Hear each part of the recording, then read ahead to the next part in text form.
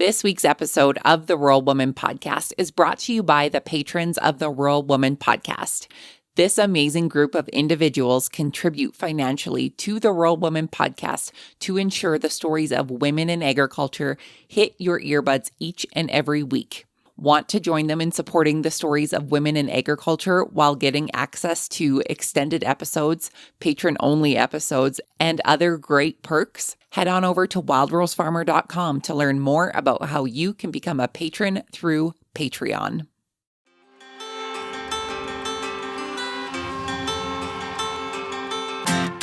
Hi, I'm Caitlin Dubin, and this is the Rural Woman Podcast. I'm a first-generation farmer who married into agriculture. Born and raised in a city, I was so unfamiliar with where my food came from, but I was determined to figure it out. Through my journey into agriculture, I saw women who were strong but humble, often taking a back seat.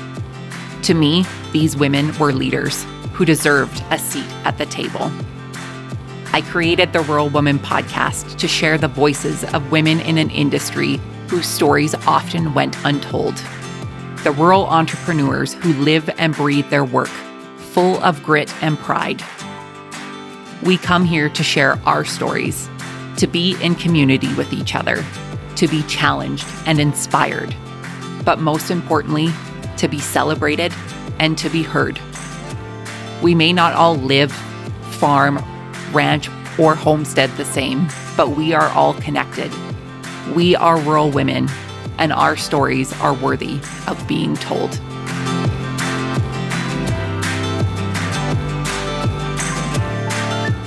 Hey everyone, welcome back to another episode of the Rural Woman Podcast. Today, you'll meet Brigitte Franzen. Brigitte is a former livestock farmer and seedstock producer who emigrated to the U.S. with $20 and became known for her successful breeding operation, despite facing numerous obstacles. After her farm was impacted by industry changes, she transitioned into a career as a certified financial planner and became a key instructor for Annie's Project, an educational program that empowers women in agriculture. Through resilience, Brigitte navigated challenges in both agriculture and finance, using her experiences to inspire others and advocate for women in the farming industry. Without further ado, my friends, let's get to this week's episode with Brigitte.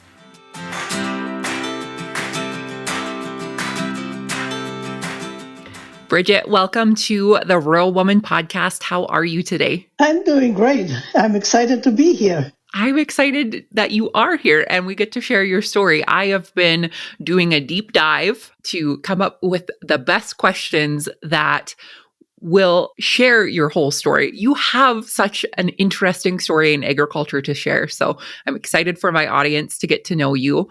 For the listeners who are unfamiliar with you, Brigitte, start with the basics. Tell us who you are, where you're from, and how you got your start in agriculture. I originally did an internship on a farm in central Illinois in 1978. Internships were required before I could graduate with an ag degree from my university in Germany. And they were okay with international internships. So a portion of my requirement I fulfilled in the U.S. And I enjoyed working on the American farm. I enjoyed my host family. Wrote my master's thesis about the experience. And in the course of doing that, developed a business plan for the farm. And the farmer, the farm owner, saw that he could increase his profits. Wife and sons were deeply offended because I was being critical of their farm. And how dare I?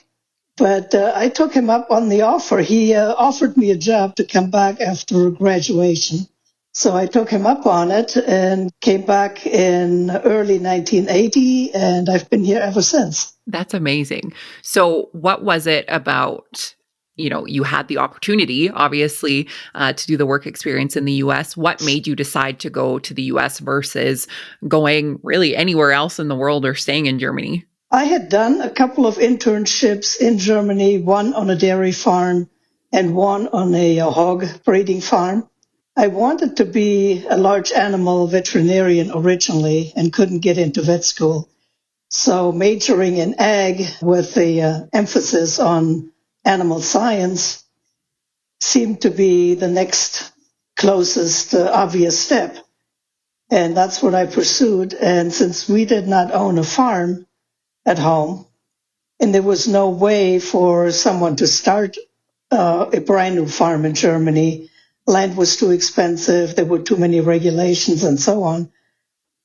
I expected that I would end up as an international ag consultant. And coming to America for me was my first trip overseas, and in a way to test the waters to see if that was really what I wanted to do. Yeah. So US was my first overseas assignment in my mind. And then I canceled the rest of the journey, and I'm still here. So what was it about agriculture that interested you in the beginning? You mentioned that you didn't have a family farm. Why agriculture? Both my grandparents farmed. One grandfather was a farm manager, but he didn't own any land.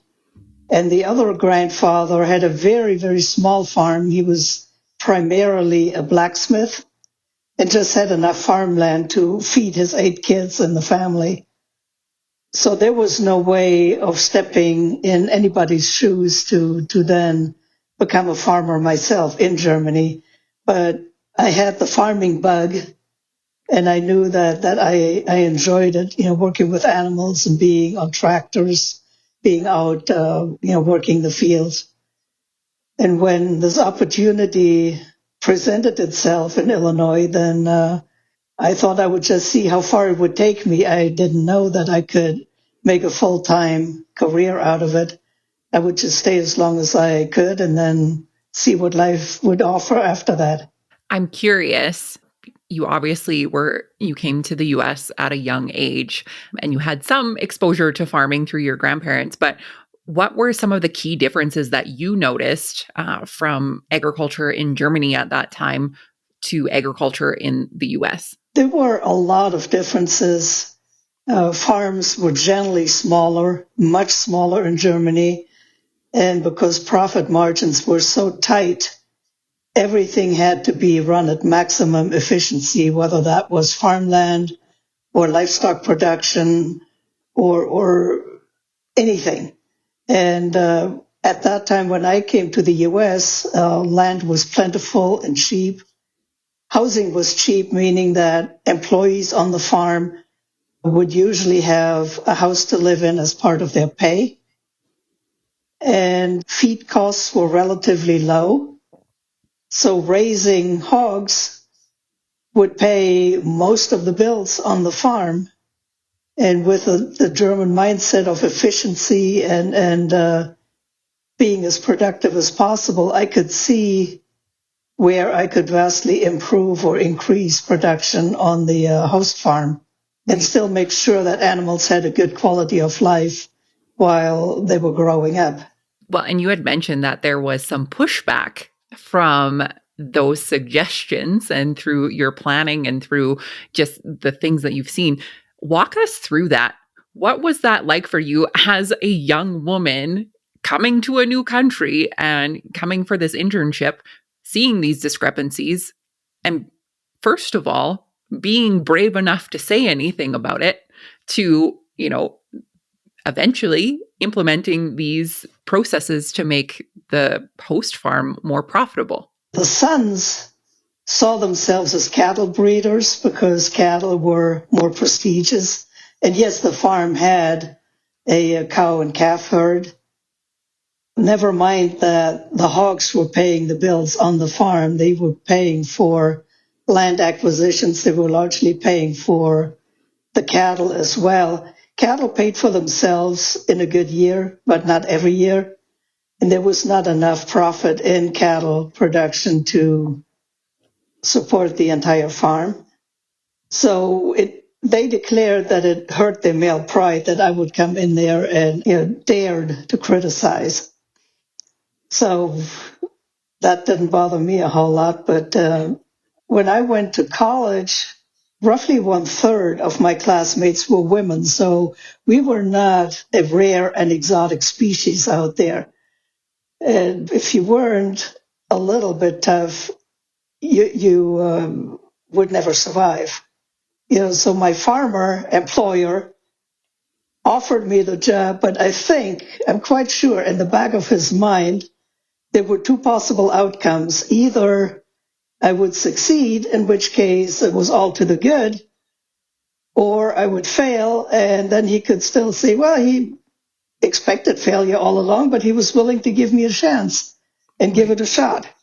So it was a win-win situation for him. And that's pretty much the way I saw it too. Either I would succeed and there was no telling how far it would go, or I wouldn't, but then I had international experience that looked good on a resume when I wanted to do something else. So really, either way, it was a win-win for you to take this chance and this opportunity. So tell us about after you graduated and you came back to the US did you accept the job with the host farm? I did. He had to sponsor me as an immigrant so I could get a work visa. The only way I would come in would be legally. There was no other option in my mind. So take us back then of jumping in with your 2 feet on and 2 feet in the boots and coming to the US to work on this hog farm. What was that like for you? You were 24 years old when that happened? Yes. Wow. And unlimited energy and organized the hog production. He had enough buildings. He just didn't have enough people looking after those hogs. And, today you would expect no less than 22 piglets per sow per year for proper production. And he would raise on the average 5 pigs per litter, so 10 to 11, maybe 12 pigs per year. There were enough pigs being born, but they weren't properly taken care of. That's why they didn't survive to weaning. So it was a matter of applying what I had learned and just using common sense. And I had worked on a hog breeding farm before, much to the displeasure of not only the sons, but their friends who got hired on the farm for summer jobs. If they were assigned to me to help with my projects, they would quickly finish one project and poof, they were gone. Then I had to hunt them down again somewhere on the farm. And that would repeat, again and again. So they were really looking forward to going back to school at the end of the summer break, and I was too. And eventually, over roughly 4 years, I was able to triple production on this farm within the existing buildings, which was exactly what I had proposed in my business plan. And because my farmer employer was not sure that I could do it, he had based my compensation on a small base salary plus a house to live in and a certain dollar amount for every pig out the door. That meant that after 4 years, I was the highest paid employee on the farm. And he started to grumble about the money he had to pay me. And I said, well, if I made money, then you surely made money too. Well, yeah, I guess so. And then it was okay until next time. Right. So I'm curious then, obviously the plan worked and it was successful. What was the opinion of the sons after that? Well, it made it worse, actually. They cornered me again and said, now I was hurting their male pride. First, their opinion was that I was tying up a paycheck that could be used for somebody good. And why did I not change my mind and go do something else while I still could? And I thought, they'll come around. All I have to do is work harder. They'll see I can do this. And once I could do it, then it hurt their male pride and they were offended again. But, oh well. Brigitte, I think this is like the definition of resilience that I'm hearing right now, of the pushback that you received from essentially people that you were helping be successful in their operation. Well, yes, but they were teenage boys, so they were a little younger than I was. And you know how teenage boys feel about taking orders from women or, having women running circles around them. Fair. I think men of any age can sometimes have that problem, but Well, there's that. yeah, that's a whole different topic for another podcast. But Yes. so how long did you work at this host farm for after you fully immigrated to the US? Actually, a whole 7 years. Wow. However, in the course of those 7 years, we figured out that the replacement breeding stock that we needed, the boars we had to buy, were never of the quality that we needed and definitely not of the health that we needed. And I was familiar with SPF hogs, specific pathogen free. So they were high health animals. And we decided that we start a separate herd. The house where I lived was about 3-4 miles away from the main farm. And at my place, we started a separate herd of high health animals that would produce the replacement breeding stock for the main farm. And the concept was that I would buy a portable farrowing house that a neighbor had for sale. I would own the breeding stock. The farmer would furnish utilities, water, and feed. And when those pigs were 6 months old, he would get half of them and I get half. And he would start with boars, meaning we wouldn't have to buy any more boars. And I start with gilts, and I could either use them to grow my herd or I could sell them. And that worked out beautifully. So by the time I was ready to venture out on my own, I had a sizable number of animals that could come back with me as my foundation stock. And I had already started developing a reputation as a breeder of high health hogs. And I had 2 different bloodlines, one maternal line and one meat type line. And you had asked about the handicap of being a female in a male dominated world. Yes, it was difficult, but after a while, when I started advertising and word started to get out that there was this German woman that had good hogs, I actually started getting calls from California, from Minnesota, from you name it, pretty much all over the country, because then I was the only one. I was that German woman in the Midwest who had good hogs, and there wasn't anybody else. So it became somewhat of a calling card, you might say. Right. That was the title, The German Woman with the Good Hogs. I'm sure growing up as a young girl, you never thought that that was going to be what you were known for.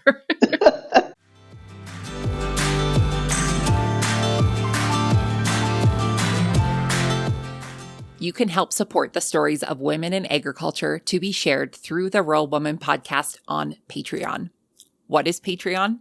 It's a membership-based platform that helps fund and support creators like me to create and produce content like this that you all love. New to the Rural Woman podcast Patreon is ad-free listening and patron-only bonus content and exclusive episodes. Learn more and join the patron gang today at patreon.com/The Rural Woman Podcast.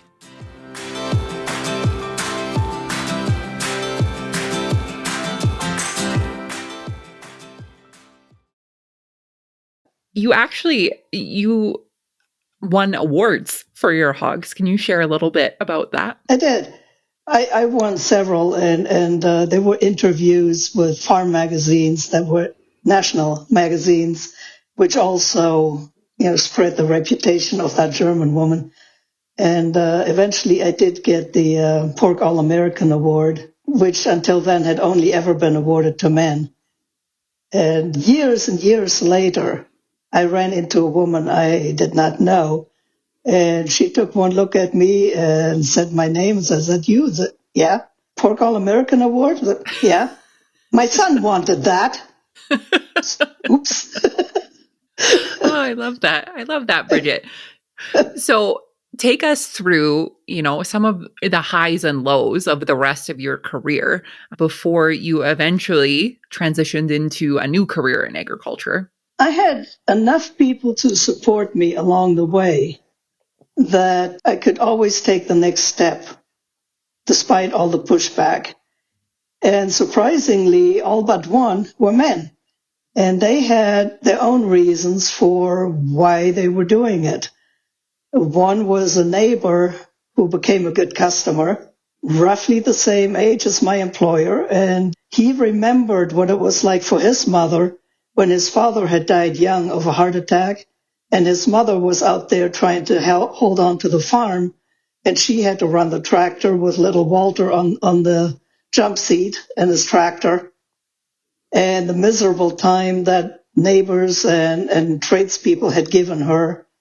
And at the time, he was too young to do anything about it, but by golly, he would do something now. So that was one of them. Another one, I had been turned down by a carpenter who was looking for jobs, but instead of coming to give me a quote on the work that I needed done on my brand new farm, he would go to a neighbor and say, of course, he couldn't come out to the farm. He was a good Christian married man, and he would never work for a single woman. The next day, a retired hog farmer showed up who was at that time working as a carpenter and said, I heard you needed help.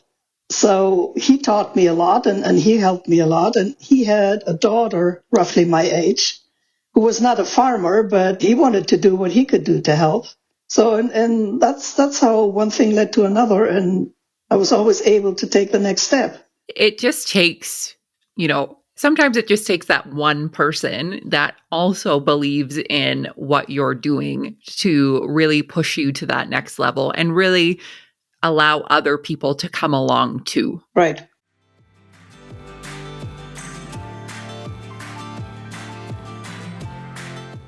You have heard me tell you all about the amazing benefits that come with being a patron of the Rural Women podcast through Patreon, but I wanted to share with you a few testimonials from the patron gang themselves.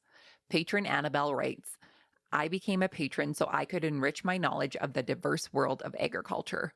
Although I live and breathe farming and ranching, there is a lot I don't know. I believe learning that how and why people do things will help me improve being a better rancher myself. This podcast also helps with the feeling of isolation. I hear the voices of ladies from all walks of life living a similar life to my own. This type of outreach is not only vital for us in the business, but those wanting to learn about the people growing and raising their food.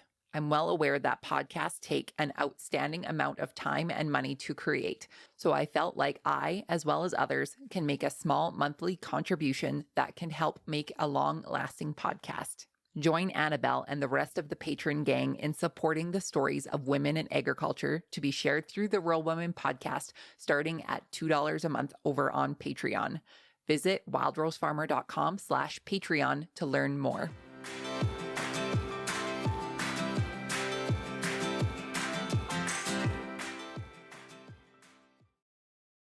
So in your experience as a breeding stock operator, what was it like, I guess, to see the industry from where it was when you started to eventually where it ended for you as a stock operation?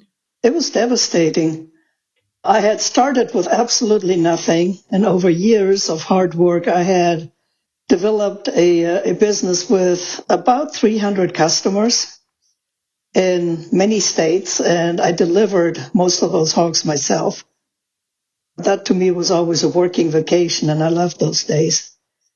And we had done absolutely nothing wrong. We had top quality animals, my customers and I. But it all came to an end when the packing industry managed to have enough farms under contract and put up enough mega hog farms themselves that they could absolutely control the market, be fully vertically integrated from the breeding barn to the consumer's dinner plate. And they controlled prices every step of the way. So at that point, they managed to buy enough hogs from themselves, from their own contract operations, that they could fill almost every shift in the packing plants and only buy a few hogs here and there from independent farmers. So it cost at the time about 45 cents a pound to produce market hogs.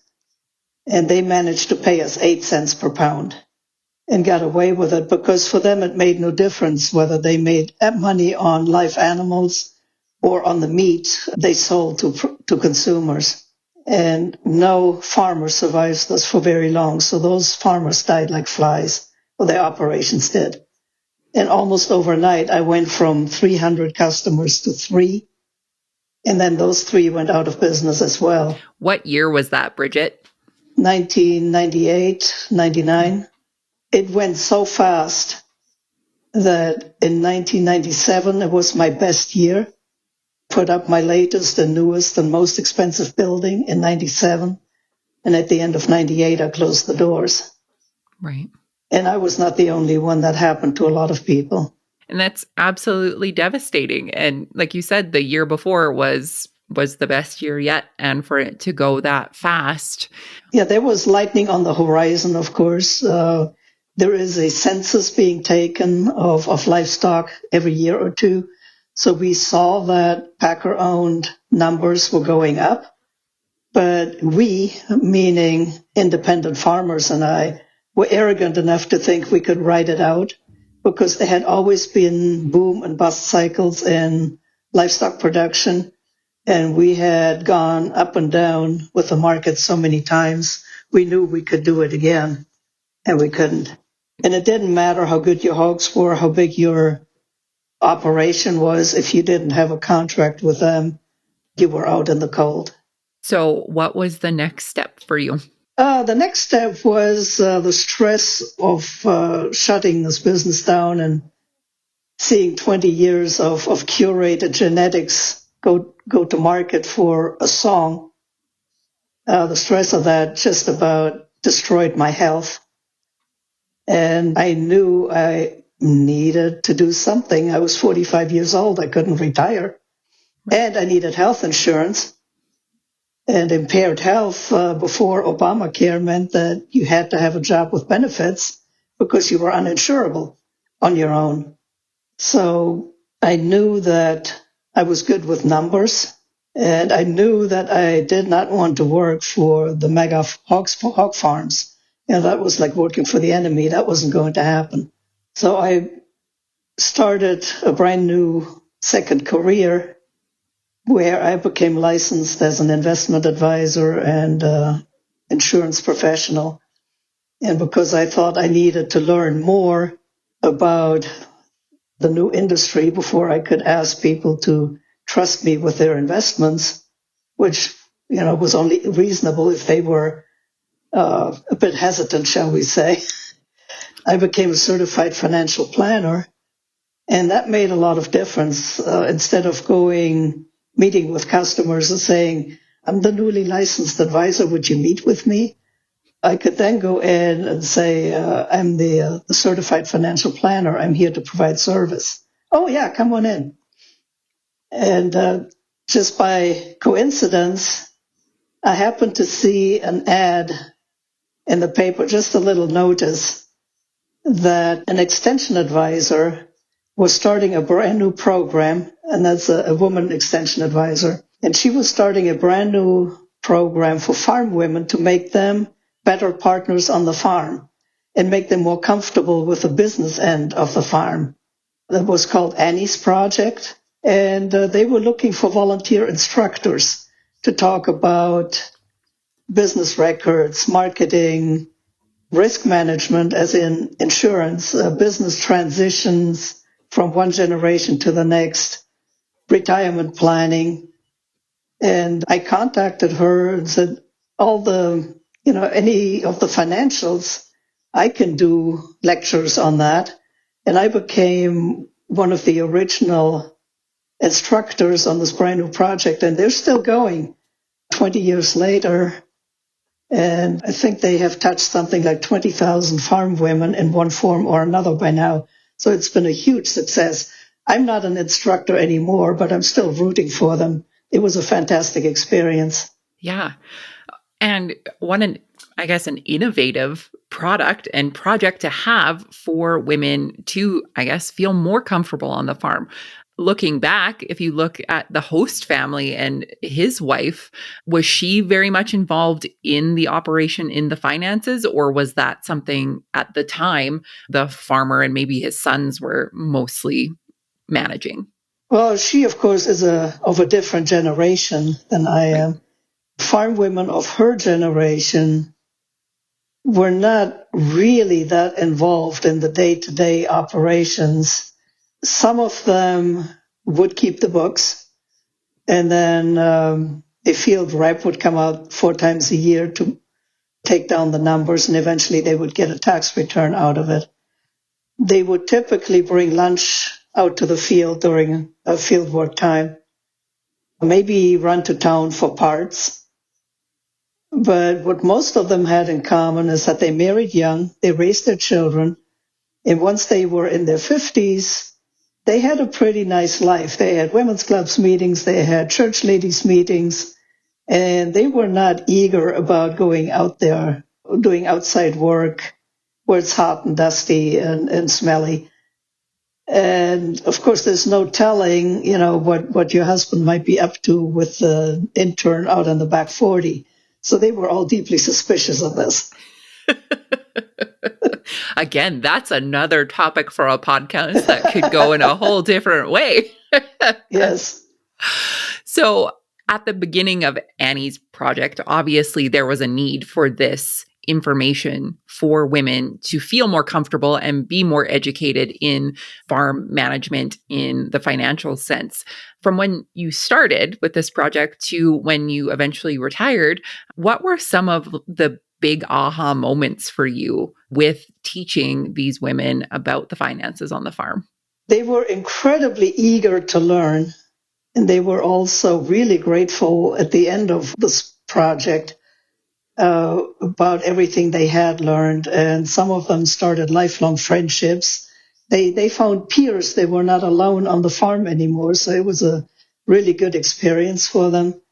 And I could see a tremendous need if, say, it was the daughter-in-law marrying into a farm and she had new ideas. There would be so much pushback. And at the same time, she and her husband would both know that if no planning got done and something happened to the older generation, they would be in a world of hurt once the estate was settled. Say we had one kid that was farming and two that weren't, and the parents were paralyzed into doing nothing because the whole process seemed overwhelming to them. If we treat everybody exactly the same, then we make farming impossible for the farming one. And if we treat them equally and only one of them came home to farm and to grow the operation, how do we make it fair?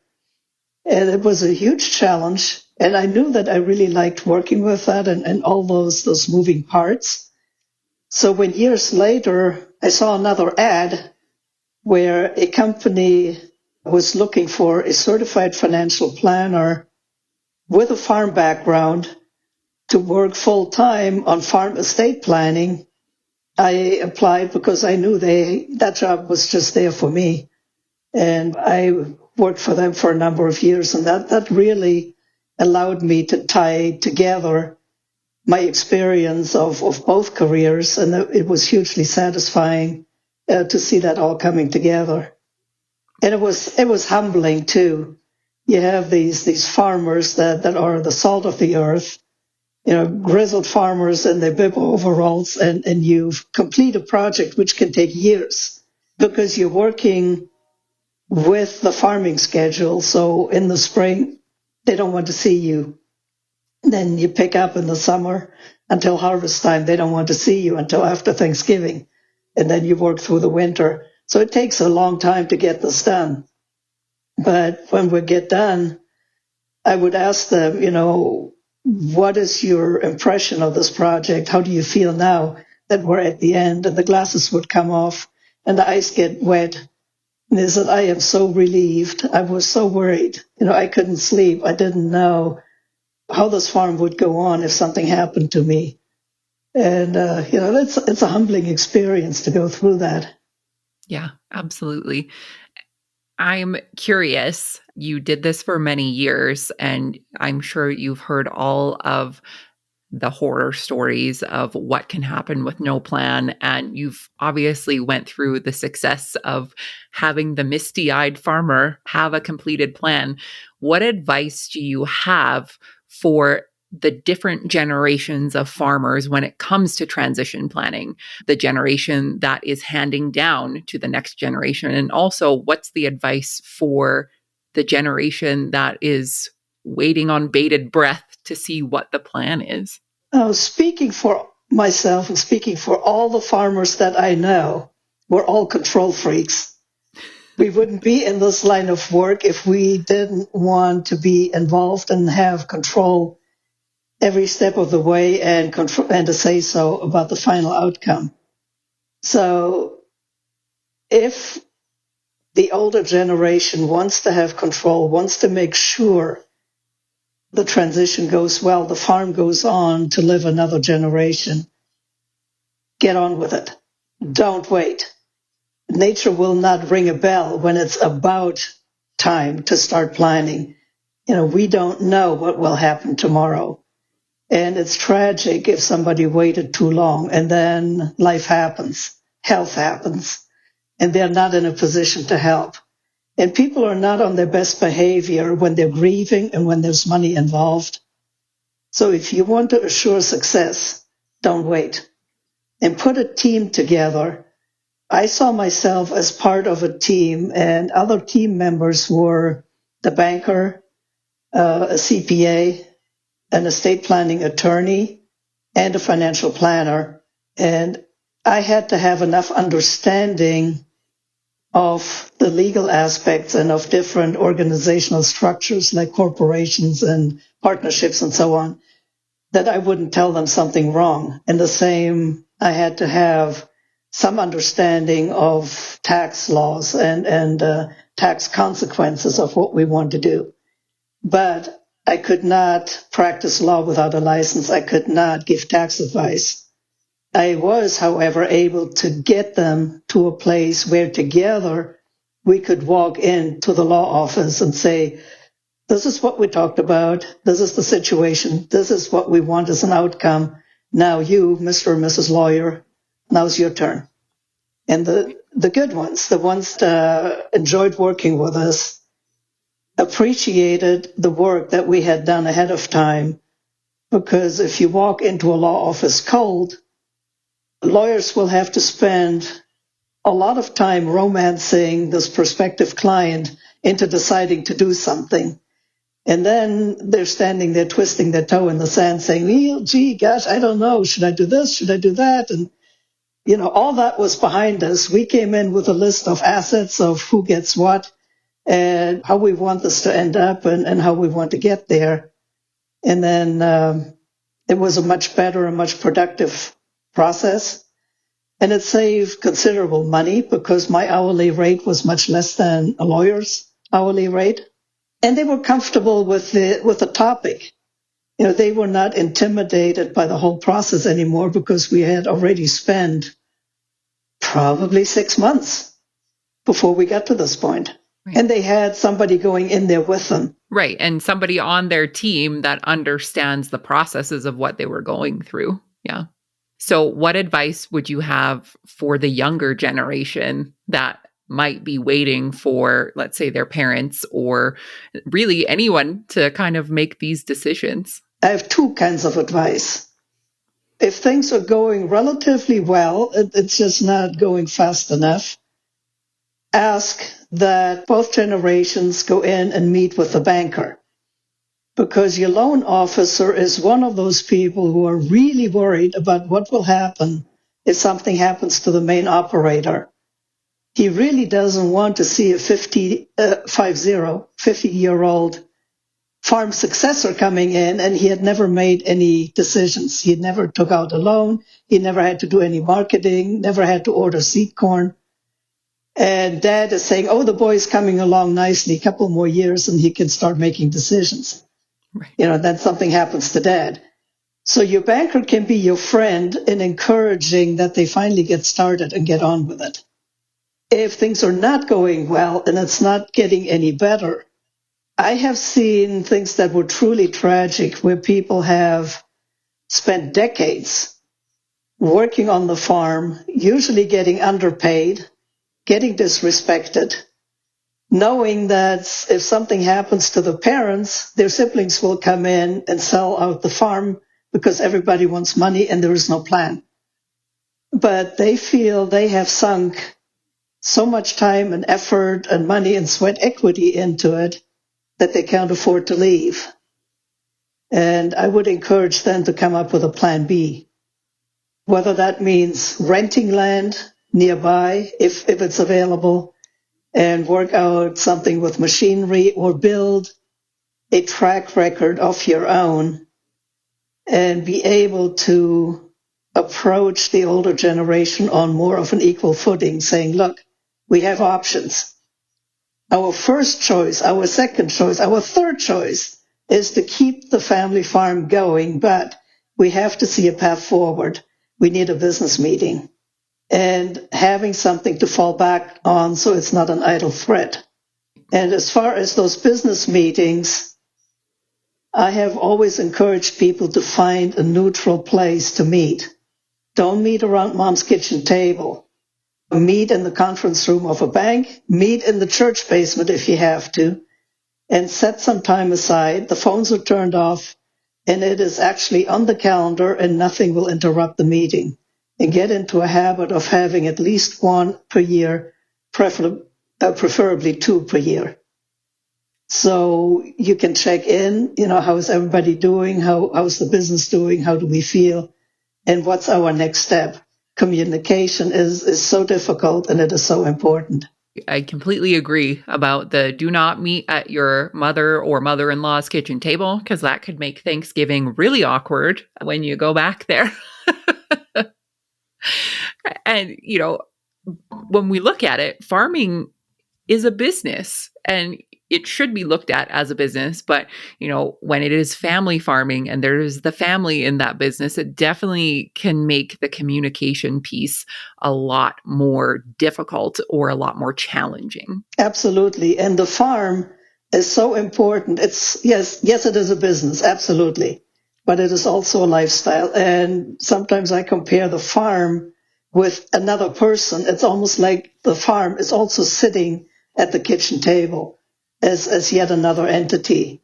That's a great way to look at it. And it can be all consuming in sometimes the worst of ways, but also the most rewarding ways. At the end of a day of hard work or delivering piglets or bringing in the crop or whatever it is very rewarding. Yes, and another small part of my job was to be the bad guy. And I tell both of them, both generations, I tell them ahead of time, make me the bad guy. That's what I get paid for. If I'm asking for information that you're not comfortable asking yourself, I don't have to sit at your table over Thanksgiving. I get to go home at night. So if you tell them that, we would never ask, but Brigitte makes us, fine. I'm good with that. I love that. You get to be the scapegoat, Brigitte. And like you said, you got paid for it. So good for you. And I hand out magic wands. At the very beginning, first session, everybody gets an imaginary magic wand. And I tell them I collect them again before I leave. Magic wand gives them the opportunity to say, ideally, everything coming out exactly the way you want it. What does success look like? What does the final outcome look like? Go. And that gives them permission to say the things that maybe are up here in their head out loud. Right. Yeah. So what does life look like for you now, Brigitte? What are you doing? Well, I'm now, I was retired, then I got bored and I unretired. COVID happened right around the time I retired. And I had been threatening for decades to write my memoirs and started and stopped and started and stopped. And I said, well, if I don't do it now, while I'm at home, nobody's bothering me. If I don't do it now, it won't get done. And I wrote my memoirs, and I'm just about ready to write the second book. The memoirs were just about the farming part. They're called Have Pigs Will Travel. There's a sample chapter on my website. And the second book will be primarily about the farm succession planning and the financial planning with farm families. And the second book will be called a work of fiction because I want to use composite characters. It's not a documentary. I'm also protective of people's privacy. And I know it's an enormous privilege that they let me into their families and let me look behind the curtain where the skeletons are hidden and the family secrets. So I will do whatever I have to do to protect identities and protect stories and make them not identifiable. And that's why it has to become a work of fiction. But the stories are interesting enough and they are important enough that I want to put them out there. Absolutely important enough. And it seems to be, I have a relatively short career in agriculture in the grand scheme of things. But the more that I hear people be vulnerable and share these stories, I see more and more people who are open to having these conversations and sharing their own stories. And we learn from other people in these situations. Nobody has a book or nobody has the sheet of paper and says, this is exactly what you need to do in order for your farm to be transitioned to the next generation and everyone is happy. Nobody has that story, right? But we can learn from other people's stories. So I love that. And I can't wait for that to come out. But also, thank you for sharing your life story. And honestly, I look at your career in agriculture and it has gone through so many different transitions, but it is absolutely inspiring to hear these stories and to hear the resilience that you've had throughout your career as a woman in agriculture. I'm curious, what do you think are some of the things that you have seen change from when you started in agriculture to where you are today, specifically for women in our industry? I see women being much more accepted as active, full partners on the farm.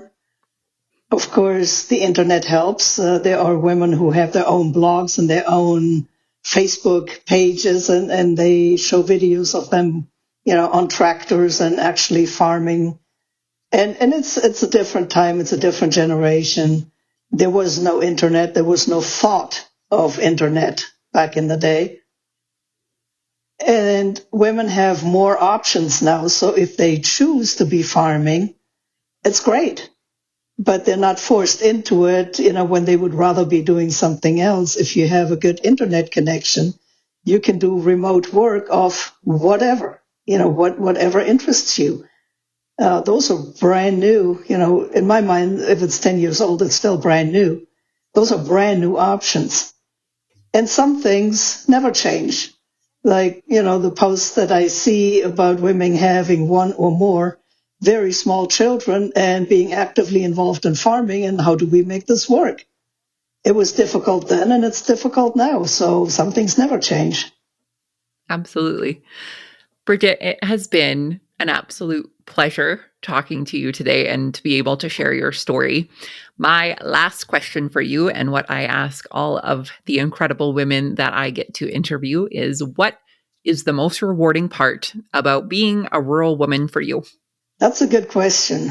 Maybe the fact that I was able to pull it off, that was not a given. And equally rewarding was that I had two young women from Sweden who were interns on my farm when I was still actively farming. And I still fondly think of them as my kids. And I recently went to visit them in Sweden, and it was so much fun that I'll go and see them again next summer. They're both involved in farming still. One farms with her husband and her son, and they do farm-to-table marketing of their own beef. And the other one is a territory manager for a feed company and also lives on the farm with her husband and two sons. So it was great. I still think of them as my kids, even though they're now 48 and 52. And they're the closest thing to a family that I had. So it was a great experience. Yeah, I love that. And for you to be able to give them that opportunity Yes. that you had as an intern is absolutely incredible. So, Brigitte, for the folks who would like to connect with you online, where can they find you? Go to my website, brigittefranzen.com. And I also have a Facebook page that's called Have Pigs Will Travel. That's the title of the book. And I picked that because I delivered most of my breeding stock. So I spend days and hours on the road delivering boars and gilts into many different states. And a good portion of that book deals with me being on the road. Amazing. And I will link all of those in the show notes so people can find you and connect with you. And thank you again so much for sharing your story with us today. I truly appreciate it. Thank you for having me. I enjoyed it.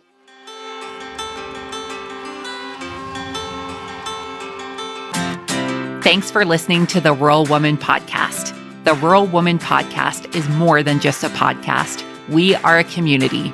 A huge thank you to the Rural Woman Podcast team, audio editor Max Hofer, and admin support from Kim & Co. Online. A special thanks to our Patreon executive producers, Sarah Riedner from Happiness by the Acre and Carrie Munven from Blaystone Farms. To learn how you can become a Patreon executive producer or other ways to financially support the show, head on over to wildrosefarmer.com to learn more.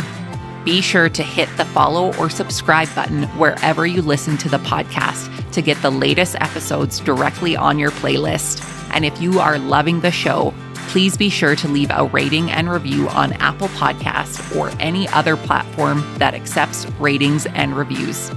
You can connect with us on social media at The Rural Woman Podcast and with me at Wild Rose Farmer. One of the best ways you can support the show is by sharing it. Send this episode to a friend or share on your social media. Let's strengthen and amplify the voices of women in agriculture together. Until next time, my friend, keep sharing your story.